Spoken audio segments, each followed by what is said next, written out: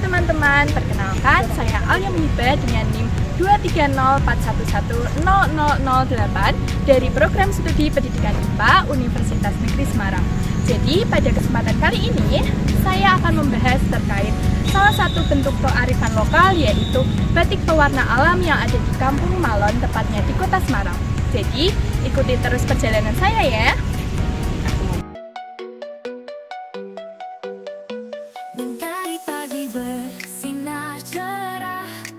Desa Malon tersenyum ramah, tangan terampil, hati bersih, membatik kain dengan cinta yang bersih. Nah, sekarang kita sudah berada di Kampung Malon, yaitu kampung yang memproduksi batik pewarna alam, di mana sebagian warganya itu berprofesi sebagai pembatik. Jadi ikuti saya terus untuk mengetahui bagaimana proses pembuatan batik itu. Warna berasal dari alam, daun jati, secang dan indigo dalam. Tak ada bahan yang mencemari, lingkungan pun tetap lestari. Batik alam dari Malon, warisan budaya yang menawan. Indah warna dalam maknanya, cerminan cinta pada semesta. Batik alam dari Malon, buatan tangan penuh kesabaran. Mari kita jaga bersama untuk bangsa dan dunia. Anak muda ikut berkarya, melestarikan budaya Nusantara. Nah, jadi kita sudah sampai di rumah produksinya.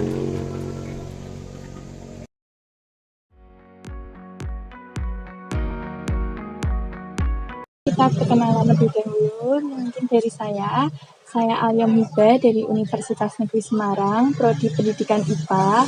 Nah, tujuan saya ke sini untuk mengetahui lebih lanjut terkait sejarah dan juga proses pembuatan batik di Kampung Malon ini.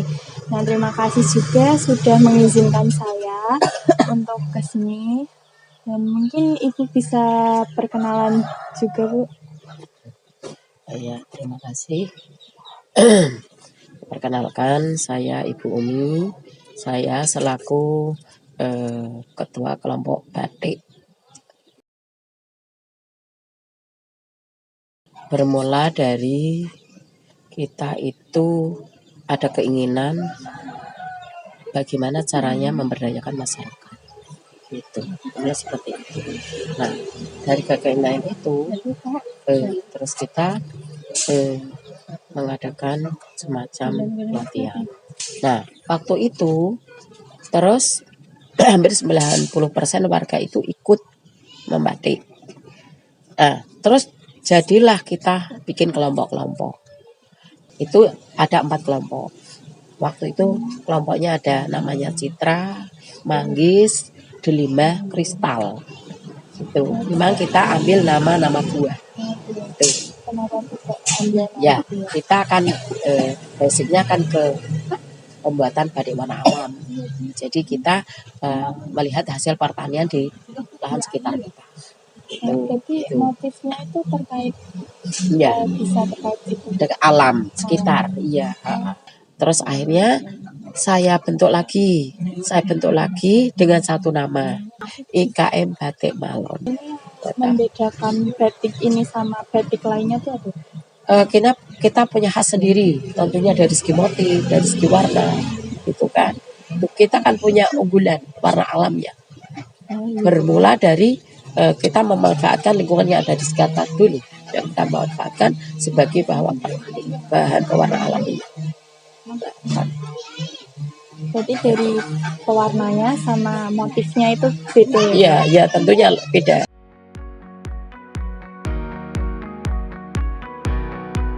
Selanjutnya terkait alat bahannya dari itu. Yang pertama itu terkait kainnya. Nah, kainnya itu yang dipakai itu kain jenis apa, Bu? Ya, terima kasih. Bahan dan alat yang digunakan ya. Bahannya pertama adalah kain. Kain tentunya kain katun, kain yang berserat dari tumbuhan, ya kan, seperti sutra, ya, mori biru, mori primis, ada primisima, seperti itu. Terus apa namanya tadi, sutra, seperti itu. Rayon juga ada, bisa.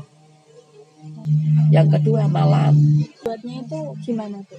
Yuk kita rebus. Oh, gitu. Iya, kita rebus kayak kita mau. Misalkan ini memanfaatkan malam ini sudah tidak terpakai, malam lorotan, kita proses, kita ulang, terus sambil diaduk dengan api yang sedang, jangan terlalu besar, tidak bisa cepat gosong, itu kan mudah terkena api, mudah terbakar. Pelan-pelan sambil diaduk. Itu berapa Itu. lama tuh? Sampai semuanya itu larut. Ya, sampo semuanya larut, tidak ada gumpalan. Lalu kita saring, kita cet. Itu bisa disimpan sampai berapa lama, Bu? Bisa bertahun-tahun bisa. Terus setelah malam pewarna. Pewarnanya itu pun ada pewarna sintetis, ada pewarna alami. Kalau ini di sini memakai pewarna alami. Itu yang mana tadinya kita memanfaatkan alam sekitar sebagai bahan dasar pewarna. Itu misalnya pewarnanya apa sih? Bisa dari kulit mauni, kayu mauni, ya dah. Bisa dari kayu nangka, bisa dari kayu jati. Ya, kalau yang ada di sini loh, di sekitar ini. Misalnya dari bahan-bahan tadi tuh warnanya berbeda-beda. Iya, tentunya. Misalnya Tergantung kayak juga fiksasi. Ya, misalkan katakanlah kalau dari apa namanya tadi, mauni, itu bisa coklat. Nanti tergantung fiksasinya juga. Nah, kalau nangka itu kuning. Kalau jati bisa merah. Secang itu juga merah. Bisa dipakai asal bisa dipadukan dengan yang lain. Sekarang fiksasinya penguji dari bahan pewarna tadi, ada tunjung, ada kapur, ada tawas. Ya, tawas dulu, kapur, tunjung. itu bisa Kalau air gitu apa? ya kita larutkan, tapi tidak dicampur. Ya kalau bisa langsung campur nanti gelap semua. Tujuan dari bahan-bahan itu tuh biar Warna itu masih bertahan. Ya. Biar nggak luntur. Iya, iya. Kan tadi kan fungsinya mengunci. Jadi dikunci, jadi warna itu biar bertahan di situ. Untuk batik cap, yaitu ada meja cap, ada wajan cap atau ember, ada kompor cap, ada tataan untuk kompor, ada capnya, cantik cap. Itu capnya itu dari apa, Bu? Tembaga. Ada juga yang sekarang dari kayu ada sekarang. Tapi beda, Bu. Iya beda tentunya beda. Bagus. Akan tetap ya tentunya bagi yang baja, ya tembaga.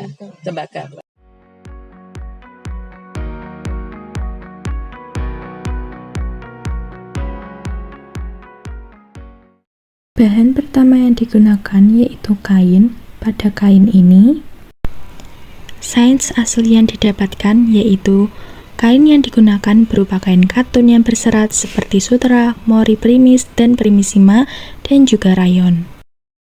Hal tersebut dapat dijelaskan di mana struktur molekul serat alami lebih terbuka sehingga mudah menyerap pewarna dan nyaman dipakai. Selain itu, ikatan hidrogen dalam serat alami membantu menyerap air dan pewarna lebih baik. Bahan selanjutnya yaitu malam.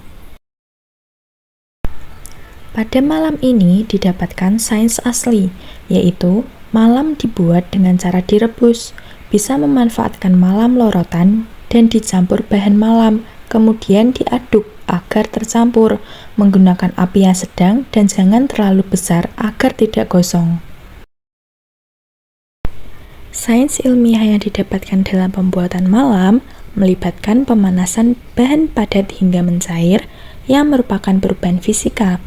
Terdapat pula panas yang berpindah melalui konduksi dan juga konveksi, sementara suhu sedang itu diperlukan agar molekul malam tidak rusak. Pada malam ini terdapat pula sains asli yang lain, di mana proses pembuatan malam membutuhkan waktu sampai semua larut dan tidak ada gumpalan, lalu disaring. Hal ini dapat dijelaskan melalui sains ilmiah, di mana pembuatan malam membutuhkan waktu pemanasan yang cukup. Pemanasan ini memungkinkan molekul bahan bergerak lebih cepat dan terlarut dalam cairan, sementara penyaringan dilakukan untuk memisahkan partikel yang tidak terlarut. Bahan selanjutnya yaitu pewarna alam. Sains asli yang didapatkan terkait bahan pewarna alam diantaranya yaitu kulit mahoni, kayu nangka, jati, dan daun mangga. Misalnya, pohon mahoni jadi coklat, nangka jadi kuning, jati jadi merah, dan secang juga bisa jadi merah. Dari hal tersebut didapatkan sains ilmiah, yaitu warna dari bahan alami seperti mahoni, nangka, jati, dan secang berasal dari senyawa seperti tanin, flavonoid, dan antosianin yang dapat berikatan dengan serat kain melalui gugus fungsi aktifnya. Bahan selanjutnya yaitu alat cap. Sains asli yang didapatkan adalah alat cap yang digunakan yaitu ada dari tembaga dan kayu, namun lebih bagus menggunakan tembaga. Dalam hal tersebut, maka sains ilmiahnya yaitu alat cap dari tembaga lebih baik karena tembaga adalah logam penghantar panas yang baik, sementara kayu adalah isolator panas, sehingga panas dari malam tidak tersebar merata dan hasil cap bisa tidak sempurna. Kemudian terdapat juga meja yang digunakan untuk mengukur dan membuat pola pada kain. Ada pula meja yang digunakan untuk proses pengecapan. Ada pula kuas dan juga canting yang digunakan untuk proses penutupan kain menggunakan malam.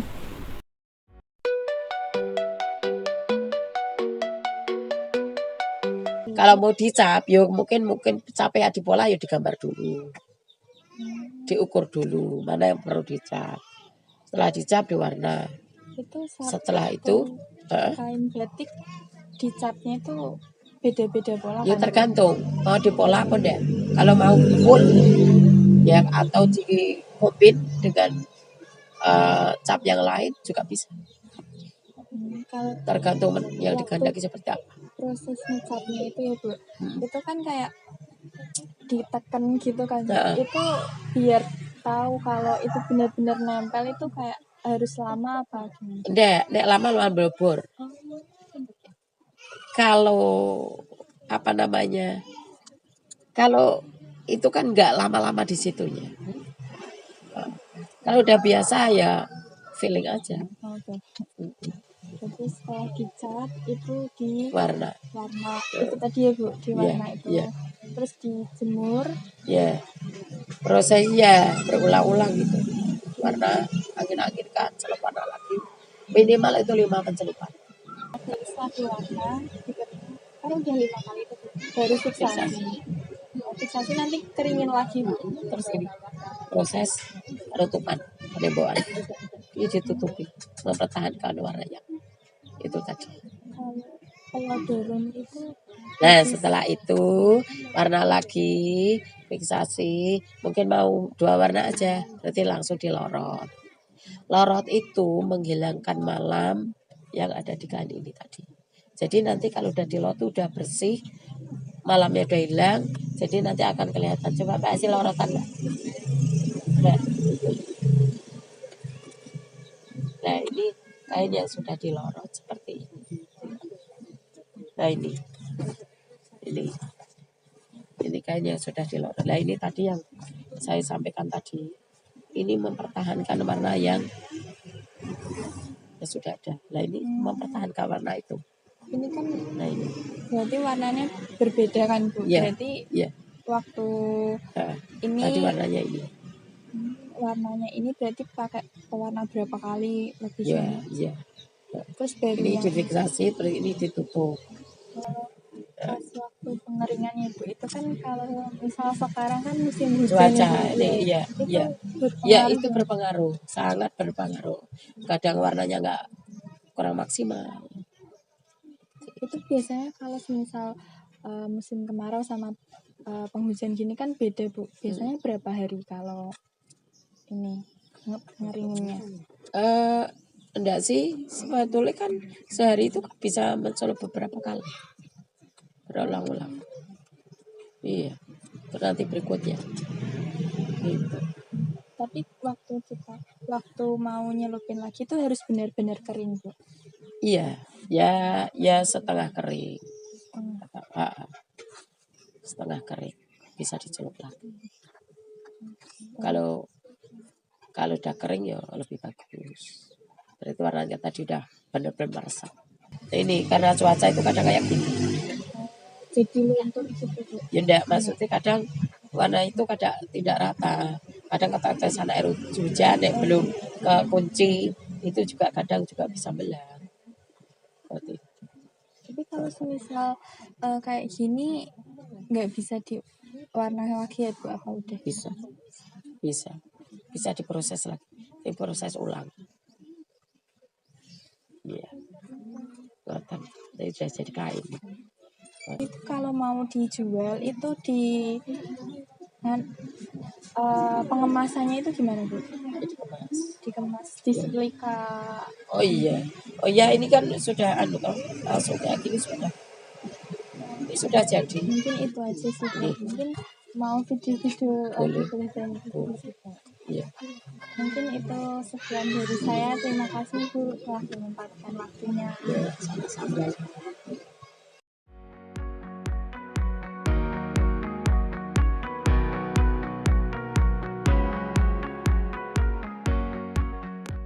Pada proses yang pertama, yaitu mengukur dan menentukan pola pada kain yang akan dicap. Hal ini bertujuan untuk memastikan ketepatan posisi dan juga ukuran motif agar hasil batik menjadi rapi dan sesuai dengan desain yang diinginkan. Langkah selanjutnya yaitu membuat motif batik menggunakan cap tembaga. Cap ini dicelupkan ke dalam malam panas lalu ditekan di atas kain mori. Proses ini bertujuan untuk menutupi bagian kain yang tidak ingin terkena warna. Langkah selanjutnya yaitu kain dicelupkan ke dalam larutan pewarna alam seperti kulit mahoni, kayu nangka, jati, dan daun mangga. Pewarnaan ini memberi warna pada bagian kain yang tidak tertutup malam. Namun sebelum dicelup dilakukan proses fiksasi terlebih dahulu agar warna dapat melekat kuat dan tidak mudah luntur. Selanjutnya yaitu proses pengeringan, di mana kain dikeringkan terlebih dahulu agar warna terserap sempurna dan kain siap untuk proses selanjutnya.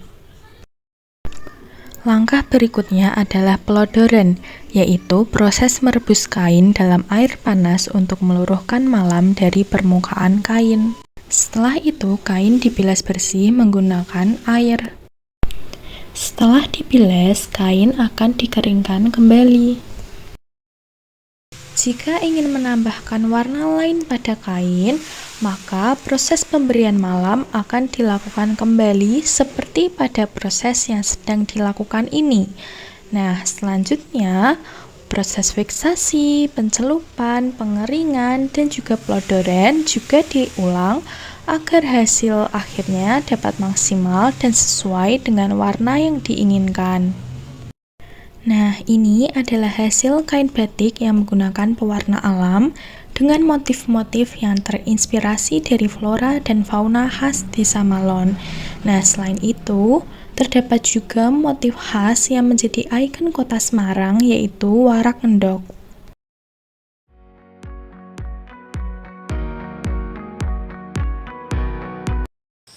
Proses yang pertama yaitu pembentukan pola, di mana pertanyaan yang diajukan yaitu mengapa dilakukan proses pembentukan pola terlebih dahulu. Nah, sains asli yang didapatkan yaitu di pola dan juga digambar dulu itu agar tahu mana yang mau dicap. Nah, sehingga diperoleh sains ilmiahnya yaitu pola dibuat terlebih dahulu untuk menghasilkan motif yang rapi dan juga seimbang. Nah, ini berkaitan dengan simetri, keteraturan bentuk, serta keterampilan mengukur dan memantapkan posisi seperti pada penggunaan koordinat dan juga skala. Proses ini melibatkan materi IPA, yaitu objek IPA dan juga pengamatannya, di mana objek IPA ini meliputi segala hal yang dapat diamati, diukur, dan dianalisis seperti bentuk, ukuran, pola, dan juga posisi. Nah, pada kain batik ini, pola itu disusun. Ini itu memperhatikan antara keseimbangan bentuk dan juga penempatan motifnya. Pada batik ini juga melibatkan pengukuran jarak dan juga ukuran motif. Hal ini agar sesuai dengan rancangan. Nah, terdapat pula penataan pola, di mana ini mencerminkan simetri dan juga keteraturan. Selain itu, ada pula pengaturan posisi motif. Nah, hal ini itu mirip konsep koordinat, di mana hasilnya itu harus rapi dan juga proporsional. Proses selanjutnya yaitu pengecapan, di mana pertanyaan yang diajukan yaitu bagaimana cara mengetahui apakah malam sudah benar-benar menempel, itu harus lama atau tidak. Sains yang didapatkan yaitu kalau lama-lama malah blobor dan jangan lama-lama. Kalau sudah terbiasa, feeling aja. Dimana sains ilmiah yang didapatkan yaitu panas dari cap logam atau alat cap logam ini berpindah ke malam dan juga ke kain melalui konduksi. Selain itu, gaya tekan juga berperan. Jika tekanannya terlalu ringan, malam tidak sempurna menempel. Pada proses ini, materi IPA yang terkait adalah panas dan konduksi serta gaya tekan, di mana konduksi adalah perpindahan panas secara langsung melalui sentuhan benda tanpa perpindahan suatu zat. Nah, di sini panas itu mengalir melalui logam cap yang menyentuh malam dan juga kainnya. Nah, sementara itu terjadi juga gaya tekan, di mana pada proses ini gaya tekan itu gaya saat memberikan dorongan ke bawah. Nah, jika terlalu ringan, maka malam akan kurang menempel, dan jika terlalu kuat, maka bisa merusak kain ataupun motif. Selanjutnya yaitu proses pewarnaan. Dalam proses ini diajukan pertanyaan, yaitu proses pewarnaan dilakukan sebanyak berapa kali, dan didapatkan sains asli, yaitu minimal 5 kali pencelupan agar warnanya maksimal. Sehingga sains ilmiah yang didapatkan yaitu pewarnaan dilakukan berulang karena zat warna dari bahan alami memerlukan beberapa kali pencelupan agar dapat meresap sempurna ke dalam serat kain melalui proses difusi. Dalam proses ini, materi IPA yang terkait yaitu difusi. Nah, dalam pewarnaan batik, partikel zat warna itu berpindah dari larutan pewarna atau yang konsentrasinya tinggi ke dalam serat kain. Nah, kain ini merupakan konsentrasi yang rendah. Nah, karena tidak semua partikel itu langsung masuk sekaligus, maka dari itu pencelupan ini tuh diperlukan pengulangan agar zat warna meresap lebih banyak. Proses selanjutnya yaitu pengeringan. Pada proses ini diajukan pertanyaan, yaitu pada proses pengeringan apakah cuaca berpengaruh, apalagi sekarang sedang musim hujan. Nah, didapatkan sains aslinya, yaitu ya sangat berpengaruh. Kadang warnanya tidak maksimal, warnanya tidak rata, dan juga belang. Dari sini didapatkan sains ilmiahnya, yaitu saat musim hujan, kelembapannya tinggi. Nah, hal ini menyebabkan penguapan air lebih lambat. Maka dari itu, ketika kain tidak kering merata, warnanya yang sudah terikat pada serat kain dapat menjadi tidak rata dan juga akan menghasilkan tampilan yang belang. Materi IPA yang terkait pada proses ini adalah perubahan wujud zat serta cuaca dan iklim. Nah, pada materi perubahan wujud zat, ini terjadi penguapan, di mana penguapan itu sendiri adalah perubahan air menjadi uap. Nah, penguapan ini dipengaruhi oleh adanya suhu dan juga kelembapan, di mana udara yang lembab ini akan menjadikan uap air yang ada di kain itu sulit keluar, sehingga proses pengeringan akan melambat. Nah, selain itu ada juga materi terkait cuaca dan juga iklim. Nah, pada materi ini itu berkaitan dengan musim hujan, di mana musim hujan akan mengakibatkan kelembapan yang tinggi. Nah, kelembapan itu sendiri adalah banyaknya uap air yang ada di udara, sehingga ini akan mempengaruhi pada aktivitas manusia termasuk proses produksi batik ini. Proses selanjutnya yaitu pelorotan atau pelodoran, di mana pertanyaan yang diajukan adalah pada proses lorotan itu bertujuan untuk apa? Dan didapatkan sains aslinya. Lorot itu menghilangkan malam yang ada di kain agar bersih dan juga malamnya hilang. Nah, dari sini sains ilmiah yang didapatkan yaitu proses lorotan menggunakan air panas yang bertujuan untuk melarutkan malam yang menempel pada kain. Nah, itu merupakan perubahan wujud dari padat ke cair. Nah, selain itu ada juga kain yang digosok atau digesek. Nah, ini terjadi gesekan mekanis. Materi IPA yang terdapat pada proses ini adalah perubahan wujud zat, di mana saat terkena panas, malam mengalami perubahan wujud dari padat menjadi cair. Nah, peristiwa ini disebut melebur atau mencair, karena adanya pengaruh suhu tinggi. Nah, di mana perubahan ini itu termasuk perubahan fisika, karena sifat zat yang tidak dapat berubah menjadi zat baru. Nah, setelah mencair, malam tadi menjadi lebih mudah dipisahkan dari serat kain melalui proses perebusan. Proses selanjutnya adalah pencucian, di mana pertanyaan yang diajukan adalah pencucian dilakukan untuk apa, dan menghasilkan sains asli, yaitu dilakukan setelah pelodoran untuk membersihkan sisa-sisa pelodoran. Nah, sehingga menghasilkan sains ilmiah, yaitu berupa pencucian itu dilakukan untuk melarutkan sisa-sisa malam dan juga kotoran-kotoran yang ada melalui proses pelarutan. Hal ini dibantu oleh gaya gesek saat kain digosok agar bersih sempurna. Pada proses ini, materi IPA yang terkait adalah pelarutan dan juga gaya gesek, di mana pada pelarutan, sisa malam yang larut dalam air itu adalah sebagai pelarut.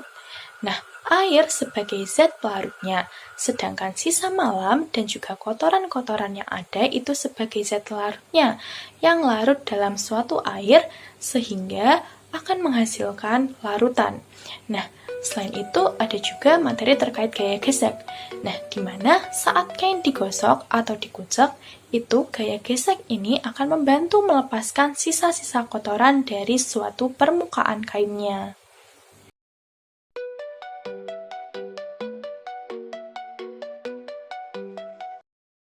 Ketika ilmu dan tradisi bertemu, maka lahirlah inovasi yang menghormati akar dan budaya. Mari terus dukung pelestarian batik pewarna alam sebagai warisan Indonesia.